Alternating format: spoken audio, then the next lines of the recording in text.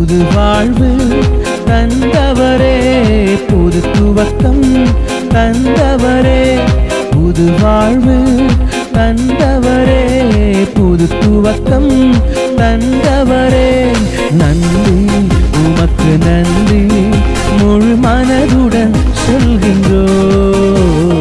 நன்றி உமக்கு நன்றி, மன நிறைவுடன் சொல்கின்றோம். கரங்களை தட்டி நன்றி உமக்கு நன்றி, முழு மனதுடன் சொல்கின்றோம்.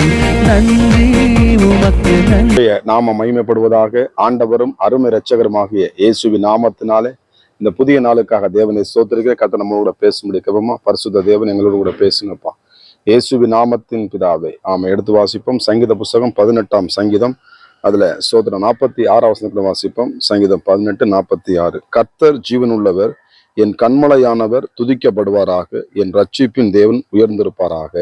ஸ்தோத்திரம். நம்முடைய தேவன் யாரா? ஜீவனுள்ளவர்.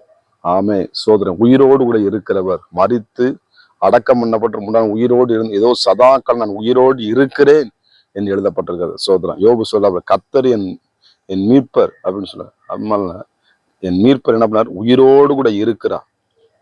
யோபு சொல்ல, கர்த்தர் என் மீட்பர் உயிரோடு கூட இருக்கிறார் என்று சொல்லி. அப்ப நம்முடைய தேவன் ஜீவன் உள்ள தேவனாக இருக்கிறார். உங்க வாழ்க்கையை ஜீவன் உள்ளதா மாற்றுவார். ஆமே, ஸ்தோத்திரம்.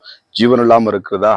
ஆமே, உணர்ந்து போய் கிடக்குறீங்களா? இந்த காலை வேளையிலே கர்த்தர் உங்கள் குடும்பங்களை உயிர்ப்பிக்கிற ஆண்டவர், உங்கள் சரீரங்களை உயிர்ப்பிக்கிற ஆண்டவர், உங்களோடு கூட இருக்கிற ஆண்டவர், உங்களை பலப்படுத்துகிற ஆண்டவர். இந்த கடைசி நாட்களிலே மாமிசமான யாவரு மேலும் என் ஆவியை ஊற்றுவேன் என்று சொன்ன ஆண்டவர் உங்க குடும்பத்தை என்ன பண்ண? ஜீவனுள்ள குடும்பமாக, உயிருள்ள குடும்பமாக, ஆமே சோத்திரம், அப்படியாக மாற்றக்கூடிய சர்வ வல்லமுள்ள தேவன் உங்களோட இருக்கிறார்.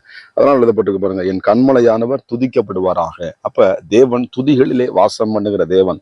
அப்ப அந்த கண்மலையானவர் நம்ம ஜீவனுள்ள தேவனை என்ன பண்ணணும்? உயிருள்ள தேவனாகிய ஆண்டவராக இயேசு கிறிஸ்துவை நீங்க ஒவ்வொரு நாளும் ஆண்டவர் என்ன பண்ணணும்? நீங்க ஸ்தோத்திரம் பண்ணணும்.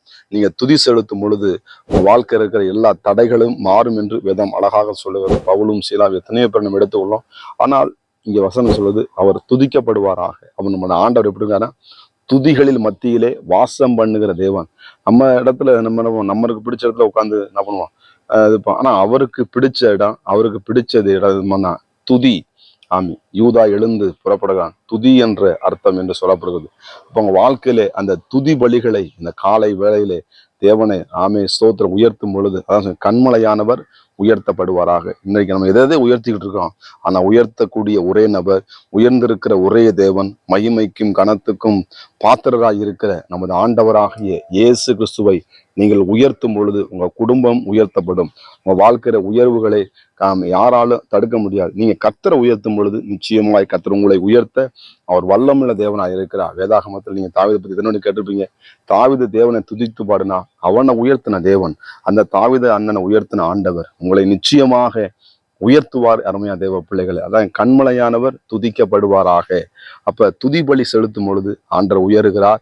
உங்க வாழ்க்கையில ப்ரமோஷன் நிச்சயமாக கிடைக்கும். மூன்றாவது காரியம் சொல்லப்படுறது, என் ரட்சிப்பின் தேவனை உயர்ந்திருப்பாராக. அவர் தான் என்ன பண்ண? வானத்திலும் பூமியிலும் ஆமே சகல அதிகாரம் அவர் உயர்ந்திருக்கிற தேவன். நம்முடைய குடும்பங்களில உயர்ந்திருக்கணும். நம்முடைய பிள்ளைகளோட வாழ்க்கையில ஆண்டவராக இயேசு உயர்ந்திருக்கணும். அவன் நம்முடைய தனிப்பட்ட எல்லா குடும்பத்திலையும் எல்லாரோட வாழ்க்கையிலையும் ஆண்டவர் என்ன பண்ண? உயர்த்தப்பட வேண்டும். என் நாமத்தை பிரஸ்தாபப்படுத்துகிற எந்த இடமா இருந்தாலும் நான் உங்களை ஆசீர்வதிக்கிறேன்னு சொன்ன கர்த்தருடைய கரம் இந்த காலை வேளையிலே என் அருமையான தேவனுடைய பிள்ளைகளே பசுமையான புல்வெளியில் நடத்தி சொல்லுகிற ஆண்டவர் கர்த்தர் என் மெய்ப்பராய் இருக்கிறார், நான் தாழ்ச்சி அடையன் என்று எழுதப்பட்டிருக்கிறது. ஆமே ஸ்தோத்திரம். என் கண்மலையான் ரட்சிப்புமானவர் என்ன பண்ண? ஸ்தோத்திரம் துதிக்கப்படுவாராக, உயர்ந்திருப்பாராக. அப்ப நம்முடைய தேவனை உயர்த்த உயர்த்த உங்க வாழ்க்கையில் இருக்கிற எல்லா விதமான போராட்டங்களும் மாறும் என்பதில் சந்தேகம் இல்லை. ஆமே, உங்கள் தூசியை உதறிவிட்டு எழும்புங்க. எழும்பு சீயோனை, எழும்பு, உன் வல்லமையை தரித்துக்கொள். கர்த்தர் இந்த கால நேரத்துல புதிய கிருபைகளையும் புதிய வல்லமையும் புதிய ஞானத்தையும் கொடுத்து நேற்றைய போல இன்றைக்கு ஆண்டவர் புதிய காரியங்கள் வாழ்க்கையில நிச்சயமாய் செய்வார். பழையவைகள் எல்லாம் ஒளிந்து போயின, எல்லாம் புதிதாயின என்ற தேவன் ஆகிய கர்த்தராக இயேசு கிறிஸ்து உங்களை நிச்சயமாக உங்களை மேன்மைப்படுத்துவார் என்பது எந்த விதமான சந்தேகம். பாவத்தை விட்டு விலகி தேவனுக்காக நீங்க பரிசுத்தத்துக்கு நிற்கும் பொழுது கர்த்தர் உங்களுக்காக வைராக்கியம் பாராட்ட வல்லமுள்ள தேவனாய் இருக்கிறார். ரட்சிப்பின் தேவனை, ஜீவனுள்ள தேவனை உயர்த்துவோம், நாம் ஆசீர்வதிக்கப்படுவோம். நம்ம ஜெபம் பண்ணுவோமா? பரிசுத்த தேவன், இந்த நாளுக்காக நன்றி. எங்களோடு பேசும் நல் வார்த்தைகளுக்காக ஸ்தோத்திரம். இயேசுவின் நாமத்தின் பிதாவே, ஆமென். God bless you. கர்த்தர் உங்களை ஆசீர்வதிப்பாராக. புது வாழ்வு தந்தவரே, புது துவக்கம் தந்தவரே, புது வாழ்வு தந்தவரே, புது துவக்கம் தந்தவரே, நன்றி உமக்கு நன்றி, முழு மனதுடன் சொல்கின்றோ. நன்றி உமக்கு நன்றி, மன நிறைவுடன் சொல்கின்றோ. கரங்களை தட்டி நன்றி